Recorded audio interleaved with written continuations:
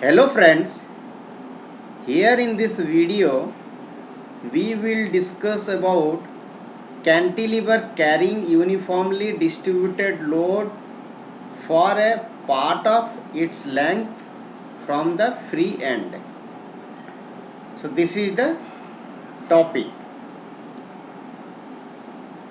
Consider a cantilever beam AB of length L carrying uniformly distributed load for a part of its length from the free end.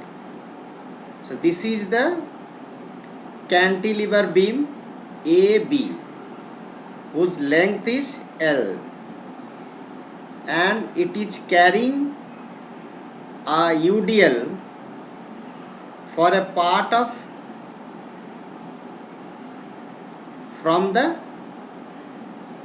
free end B, correct?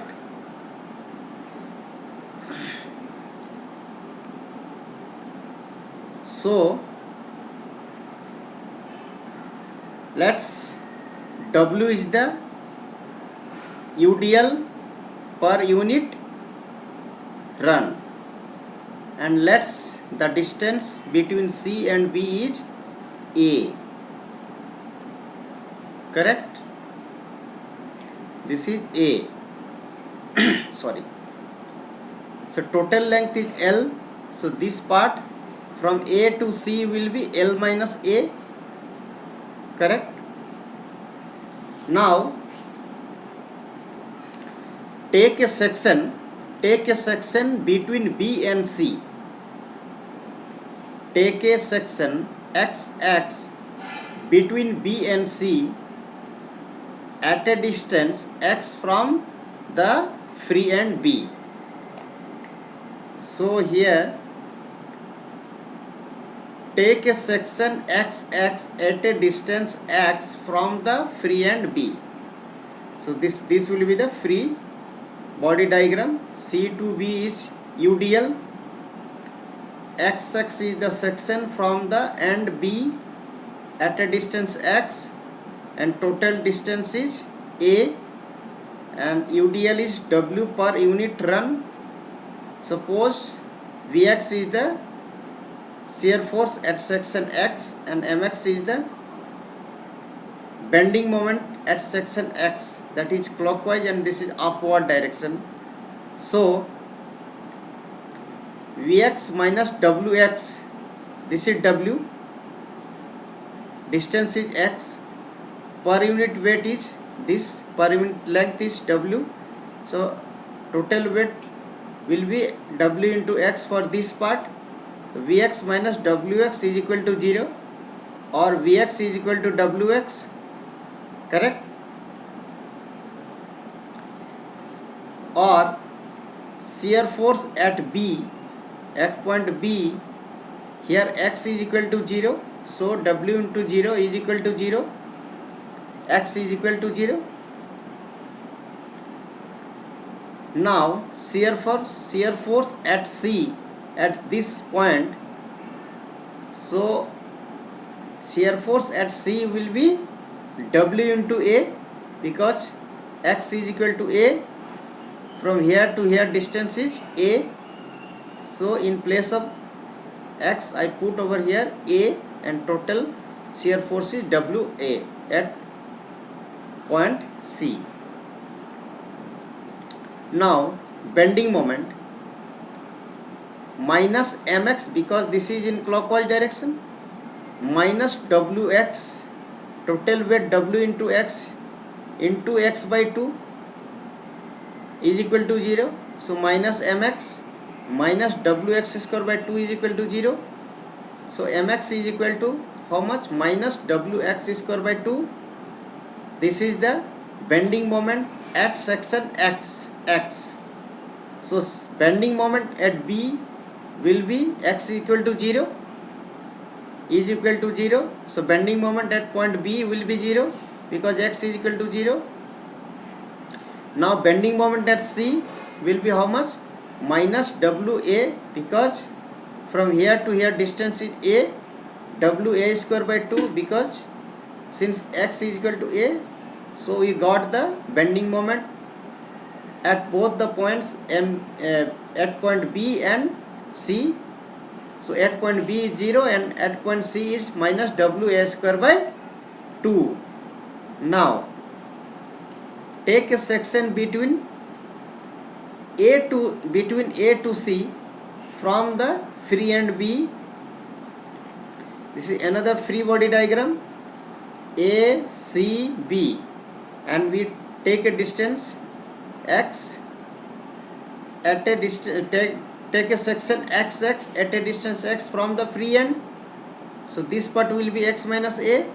This is already defined a, and this is from A to C, between A to C is L minus a, because total length is L and this length is a, so L minus a, and this part will be x minus a.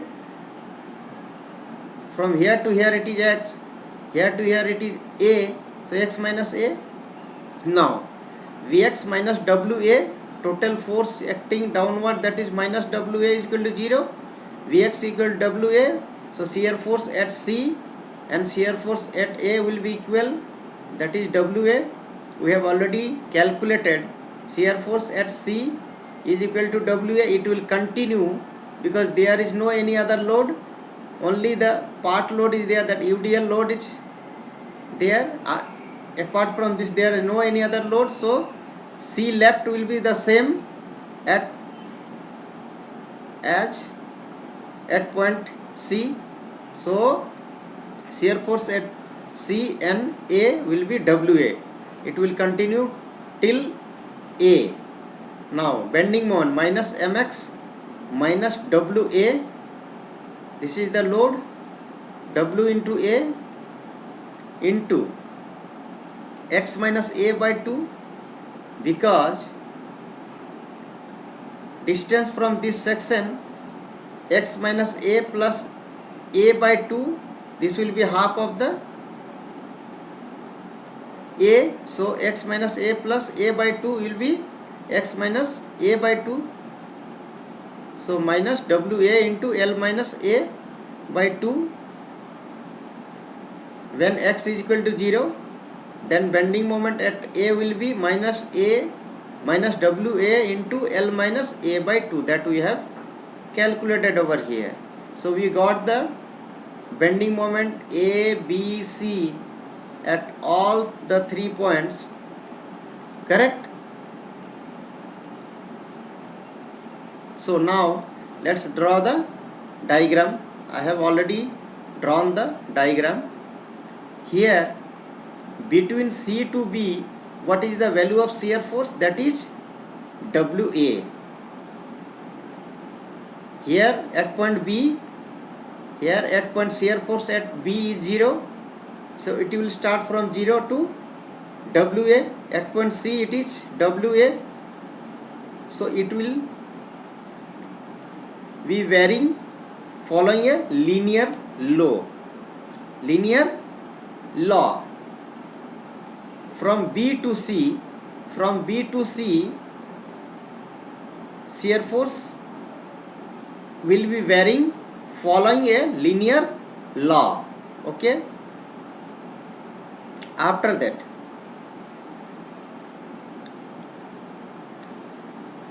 from 0 to Wa, and there is no any other load, so it will continue up to A.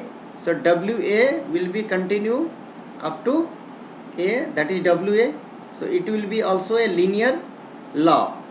The shear force will be varying following a linear law from here to here also. That's why it is straight. And in case of UDL, shear force becomes a triangle. Now bending moment at point B is 0. Bending moment at point B is 0. And bending moment at C is how much? That is minus Wa square by 2. This is Wa square by 2. Correct.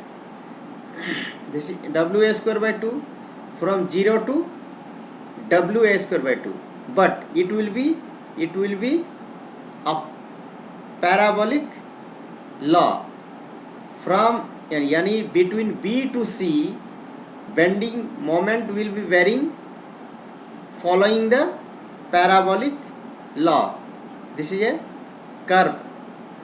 It will be a parabolic form. Okay, and after that, from C to A, what is the value of C to A? Bending moment at A is minus WA into L minus A by 2, and bending moment at C is how much? That is WA square by 2. But after this point, just left after C, it will be a linear law. Means the bending moment between A to C will be how much? That is, this is WA into L minus A by 2 at this point, at point A. So it will be, there won't be any variation. It will continue from here to here, and it will be varying following a linear law. So between C to B, shear force will be varying following a linear law, whereas bending moment between C to B will be varying following a parabolic law, and between A to C, both shear force and bending moment will be varying following a linear law. Okay guys, thank you for watching my video. If you like my videos, then please comment and share to others also, so that it can be reached them. And if you like my videos, then also please press the bell icon so that you will get direct notification of new videos whenever I upload on YouTube. Thank you very much.